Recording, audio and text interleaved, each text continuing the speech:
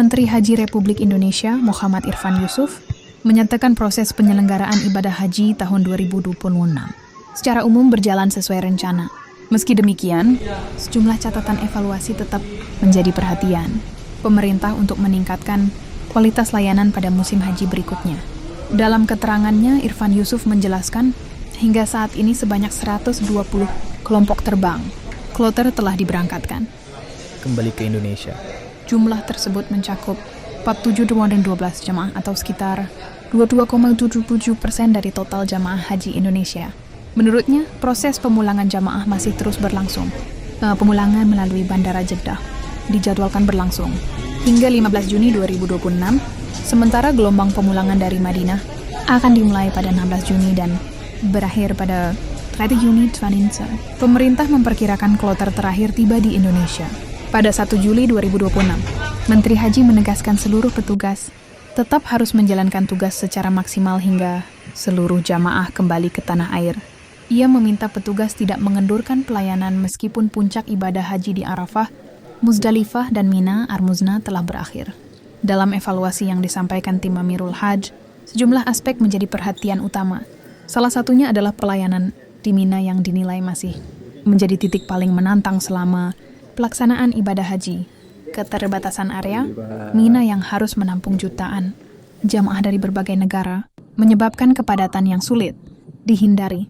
Selain itu, ketepatan waktu transportasi jamaah sebelum dan sesudah Armuzna juga menjadi sorotan. Meskipun secara umum pergerakan jamaah berjalan lancar, masih ditemukan beberapa keterlambatan pada proses perpindahan dari Makkah ke Arafah, kemudian ke Muzdalifah dan Mina. Evaluasi lainnya menyangkut operasional bus salawat yang dinilai cukup baik selama musim haji. Namun penghentian sementara operasional pasca Armuzna menyebabkan sebagian jamaah harus menunggu lebih lama untuk menuju Masjidil Haram guna melaksanakan tawaf ifadah. Tim Amirul Hajj juga merekomendasikan peningkatan penyediaan hotel yang lebih dekat dengan Masjidil Haram agar jamaah tidak terlalu bergantung pada transportasi bus. Di sektor kesehatan, pemerintah mengakui masih perlu melakukan berbagai perbaikan, meski jumlah jamaah yang meninggal dunia dan kasus kesehatan mengalami perbaikan dibanding tahun sebelumnya. Hasil tersebut belum memenuhi target yang diharapkan Kementerian Haji ini sehingga kami bisa fokus di pelaksanaan haji. Beberapa yang kami sampaikan adalah pertama bahwa sudah 120 kloter yang terbang ke Indonesia dengan jumlah 47.012 jamaah haji, yang itu artinya sekitar 22,77% dari jamaah sudah kembali ke tanah air. Alhamdulillah dengan selamat. Saat ini penyelenggaraan haji masih fase kepulangan dari Jeddah ke Madinah dan sebagian dari Mekah bergeser ke Madinah. Maksudnya dari Jeddah ke Jakarta dan sebagian dari Mekah ke Madinah. Pemulangan dari Jeddah akan berlangsung hingga tanggal 15 Juni. Selanjutnya dari tanggal 16 Juni nanti akan pemulangan dimulai dari Madinah. Hingga insya Allah berakhir pada tanggal 30 Juni dan diperkirakan tanggal 1 Juli kloter terakhir sudah sampai di tanah air.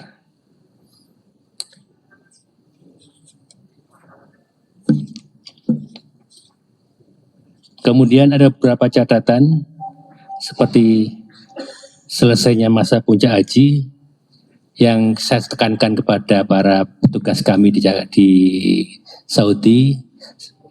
Berakhirnya puncak haji Armuzna tidak berarti petugas haji bisa beristirahat. Memang banyak apresiasi kepada para petugas haji, tapi saya tekankan sampai dengan kepulangan kloter terakhir sampai dengan masuknya jamaah terakhir ke dalam pesawat, semua petugas haji tetap bertugas sesuai dengan tupoksinya masing-masing. Hari ini saya didampingi oleh sebagian delegasi Amirul Hajj, ada Profesor Hashimi dari Muhammadiyah Sumatera Utara, ada Profesor Asep dari Pergunu, kemudian ada Ibu Safira Rosa dari MUI, ada Profesor Ilvi dari UIN Malang, ada Prof. Heri dari UI. Kemudian di kiri kanannya ada pendamping dari Kementerian Haji. Mereka bertugas untuk memastikan perjalanan para jamaah haji bisa berjalan lancar, sekaligus memberikan masukan-masukan untuk perbaikan ke depan pelaksanaan hajinya. Beberapa rekomendasi yang disampaikan oleh tim dari Amirul Hajj adalah pertama, peningkatan layanan di Mina. Memang kita akui salah satu titik kelemahan kita kemarin adalah di Mina. Mina ini kita akui salah satu titik kelemahan karena memang seluruh jamaah dari seluruh dunia bertumpuk di Mina. Luasan Mina memang berbeda dengan Arafah. Arafah di sekitar 17 km persegi, sementara Mina hanya sekitar 8-9 km persegi. Itu pun yang bisa digunakan karena sebagian gunung batu tidak lebih dari 5 km persegi, sehingga ada pemampatan dari jumlah jamaah.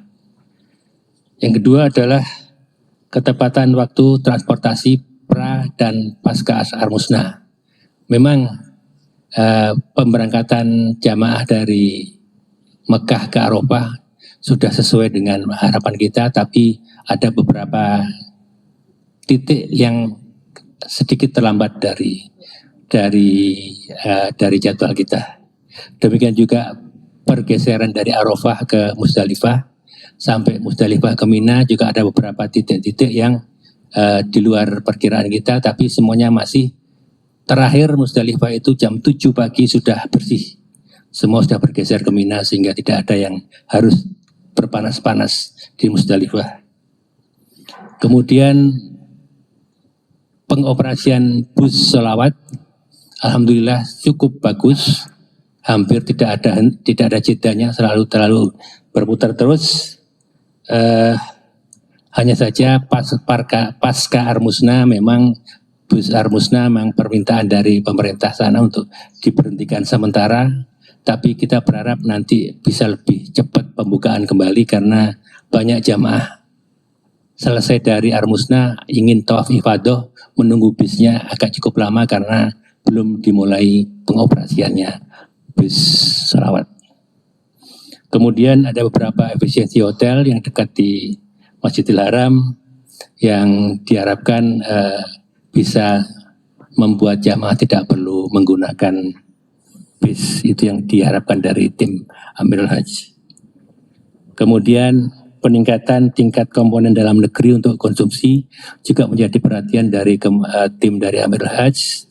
Kami akui persiapan kami untuk peningkatan komponen dalam negeri untuk makanan tahun ini sudah disiapkan begitu rapi, tapi karena situasi Timur Tengah yang memburuk tiba-tiba, maka beberapa komoditas yang siap dikirim terhambat karena transportasi yang sulit. Kemudian ada juga perbedaan antara petugas kloter dan petugas PPIH. PPIH yang kita latih di Jakarta, di Asrama Haji Pondok Gede selama hampir 1 bulan, relatif performanya bagus, mendapatkan apresiasi dari banyak pihak, tapi petugas yang dari kloter karena tidak mengikuti pelatihan seperti yang di BPIH itu ada disparitas, ada kesenjangan kualitas, kesenjangan performa, sehingga kita berpikir bahwa petugas kloter juga harus dilatih sama dengan petugas BPIH. Kemudian standar layanan petugas yang memang berbeda. Kemudian layanan kesehatan juga menjadi catatan dari tim kementerian, dari tim Amirul Hajj terkait dengan proses penanganan jamaah-jamaah yang sakit. Saudara sekalian, tahun ini memang kita mencapai capaian yang lebih baik daripada tahun yang lalu terkait dengan jumlah jamaah meninggal, terkait dengan jumlah penanganan sakit, tapi itu masih belum memuaskan bagi kita. belum memuaskan juga bagi pemerintah Arab Saudi, sehingga tahun ini kita akan berusaha keras memperbaiki pola tim kesehatan kita. Demikian juga teman dari Amirul Hajj juga menyoroti tentang peningkatan tenda maupun toilet di Armusna yang masih jauh dari mencukupi, terutama untuk perempuan. Demikian juga penggunaan sampah-sampah plastik yang menjadi banyak sekali di sana, menjadi perhatian juga dari teman-teman Amirul Hajj.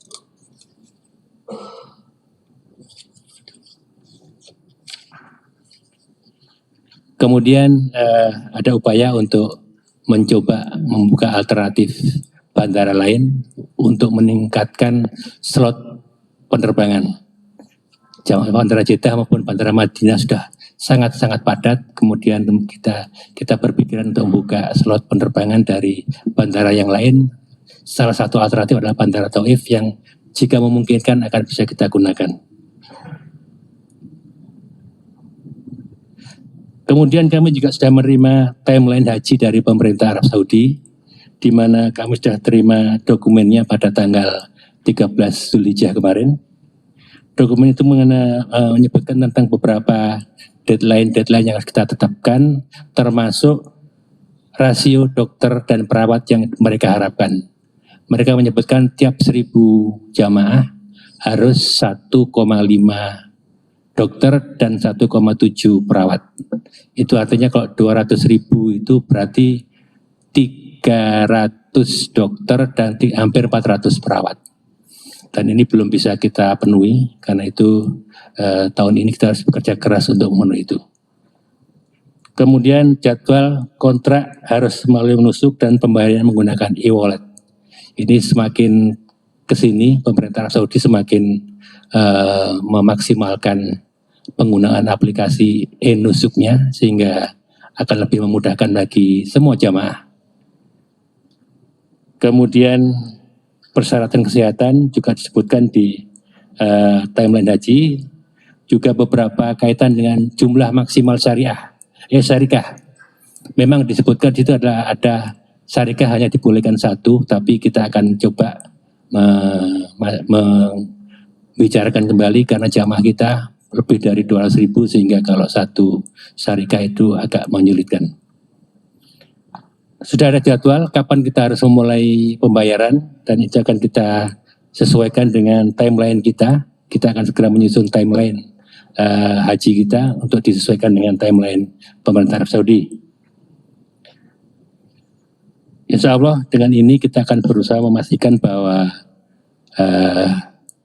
persiapan haji tahun 2027 akan bisa berjalan dengan sebaik-baiknya.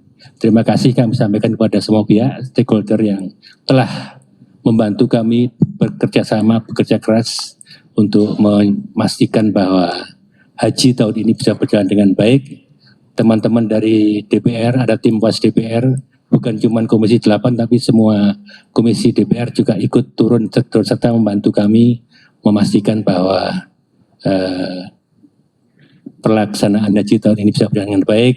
Beberapa kementerian dan lembaga juga membantu, mereka mengirimkan timnya untuk bisa membantu kami dalam pelaksanaan ini. Terima kasih kepada semua juga, kepada teman-teman media yang sudah sebagian ikut bersama kami di tim Media Center Haji. Mereka menyampaikan informasi ke tanah air sehingga memudahkan dan menenangkan bagi keluarga yang ditinggal di tengah-tengah berita-berita dari medsos yang kadang-kadang tidak jelas sumbernya. Kehadiran teman-teman media yang di Saudi sangat membantu kami dalam menginformasikan itu. Saya kira itu untuk sementara. Beberapa hal mungkin ada yang mau ditanyakan. Maria, tolong di moderatornya.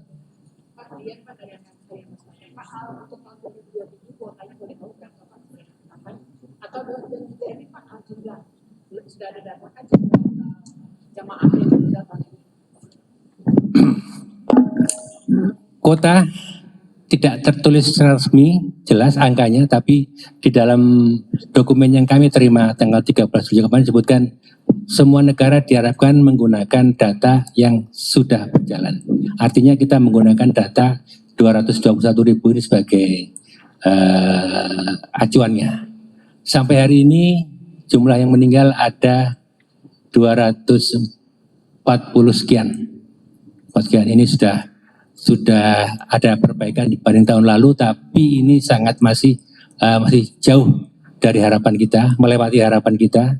Kita berharap sekitar 150-an, ternyata melewati itu, karena itu tahun ini proses istiqtoah kesehatan akan kita seriusi lebih dalam. Assalamualaikum warahmatullahi wabarakatuh.